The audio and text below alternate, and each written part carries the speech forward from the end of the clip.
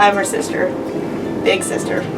Much bigger. I have bigger hands. I've known Avram since he came into our 3rd grade class in Bergen County, New Jersey. She gave birth to me in 1964, so we've been close ever since.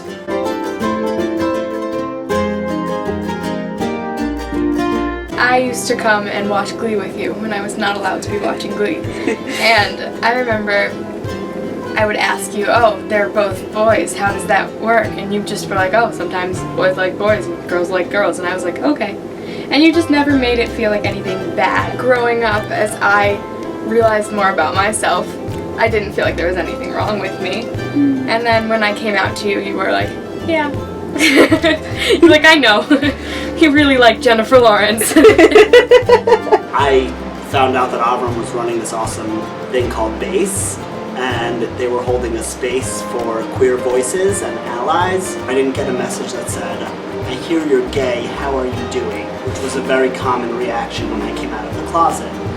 I didn't get a message that said, you know, I'm a rabbi now, let's sit down and talk. I got a message that said, I run a Jewish space and we're having a queer open mic, do you want to come? And that was just so exactly what I needed and wanted to hear. I was presenting as a boy. I had a bar mitzvah like a boy. But if you look at my bar mitzvah pictures, I look like a total queen. I came out to my mother as gay because I figured that's as far as I could take it, and she was not happy. And I sort of took it back and said, no, I think I got a handle on this now. And it's not gay, it's trans. And my mother's first reaction when she heard that was, wow, growing up must have been so hard for you. That's pretty good. I brag about that. To me, it was like a bomb came over my head. It is very hard to accept.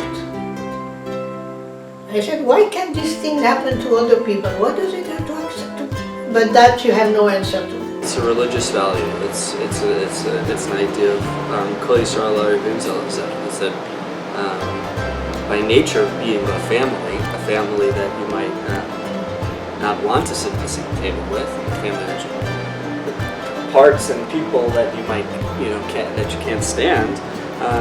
At the end of the day, it's a family. That's what I think allyship for me holds. It's a sense of being intricately intertwined with each other's fate. Even if you don't necessarily see the direct, correlation between, helping a particular marginalized group, those effects will reverberate and they will affect your life. The process of, learning to be a good ally is very similar to the process of learning to be a good friend or a good sister. There's trial and error, and I try not to think of, if I respond in a way that might not be the most helpful, I try not to think of that as, a mistake, but just, an opportunity to learn which way might be best next time. I can't say I have many married friends with 2 children, but, this is certainly a friendship that I will treasure for a very long time,